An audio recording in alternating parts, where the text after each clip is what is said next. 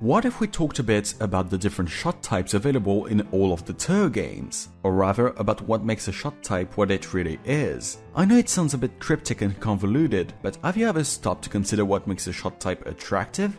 When talking about shot types, I'm of course referring to the different options that are given to you at the start of the game, including the bomb that is linked to that specific option.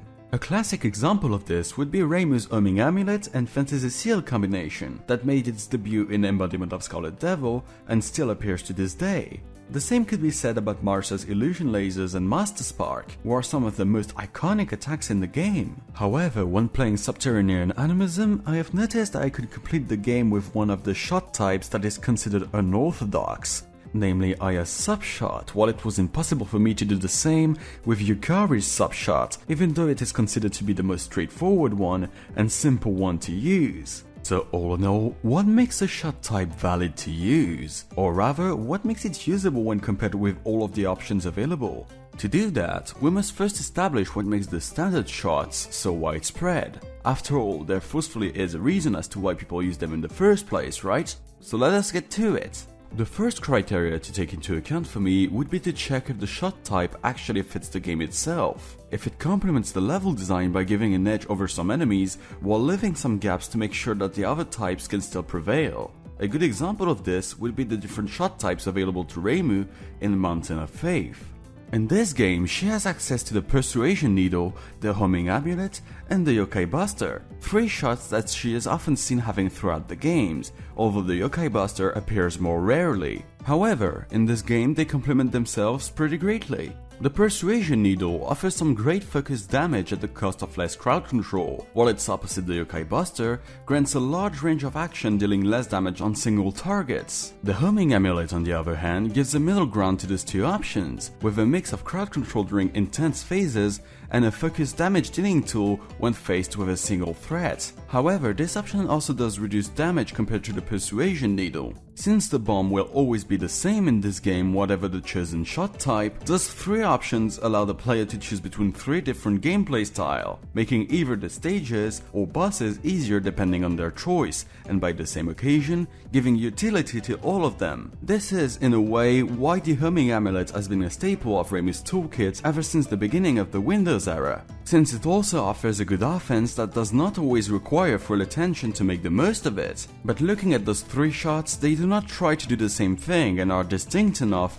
to make themselves a worthy pick for any player. Which brings me to my second point. The suggested options must also fit the character itself, at least in terms of design and in terms of personality. Let's take another example for this one and fast forward towards the more recent entries, 10 Desires and Wily Beast and Weakest Creature, to take a look at Yomu's only shot type, bearing the one that she had previously in Phantasmagoria of Flower View. If you ask what people think about Yomu's shot type in these games, most people will tell you that the shot type is quirky, to say the least. The shot in itself is pretty unorthodox, and most people who have played Yomu at first were repulsed by this mechanic. However, when compared to the other shots in game, it doesn't replace any character's role, and regarding our character, it fits our philosophy of slashing to solve the issue first and asking the questions later pretty well. In a way, it also mimics our playstyle in the fighting games, where you have to get up close and personal. The shot is also a great tool to take care of big groups of enemies quickly,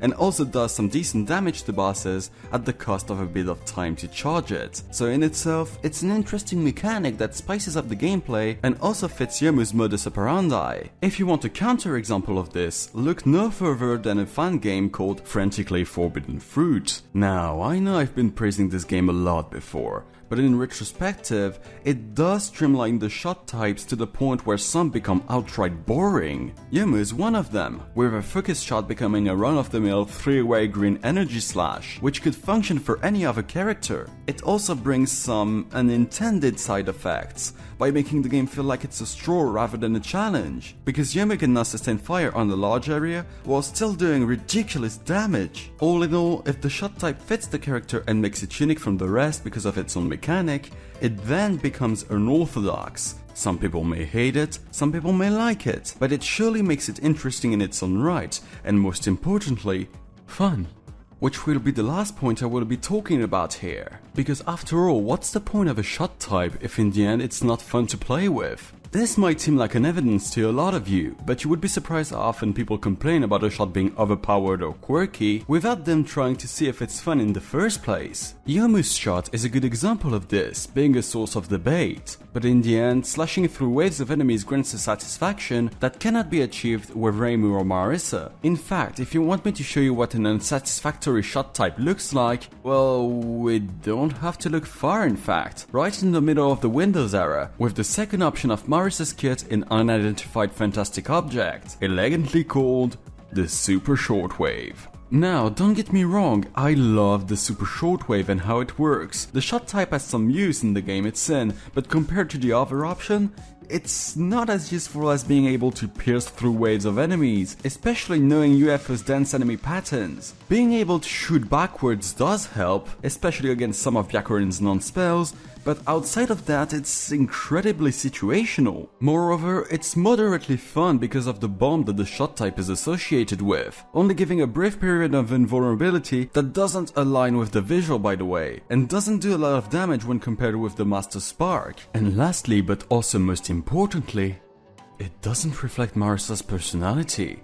The shot looks more like something that belongs to another character, like Reimu for example. Instead of the high-power, fast-action Marisa that we're accustomed to, this shot actively forces you to focus and slow down if you want to deal a moderate amount of damage, while the crowd control ability that it gives is also pretty limited, only shooting at 45 degrees angles backwards. So in the end, it doesn't reflect any of the 3 points we have seen on the other shot types, but it seemed Zune was aware of that, since the super-shortwave only appeared once in the series and never returned later on, although it's been shown that shooting backwards isn't forcefully the issue, with some of the shots of subterranean animism having some room to experiment, and even the extra stage season of Hidden Star and Four Season Dog Days borrowing some elements from those games. So you can still spot the desire to work with an unconventional shot that goes backward instead of going straight ahead. And with the extra stage of Hidden Star and Four Seasons being built around this mechanic, even though the level design stays a bit simplistic, it shows that when strapped onto other characters like Reimu or Chirano, the shot type can work,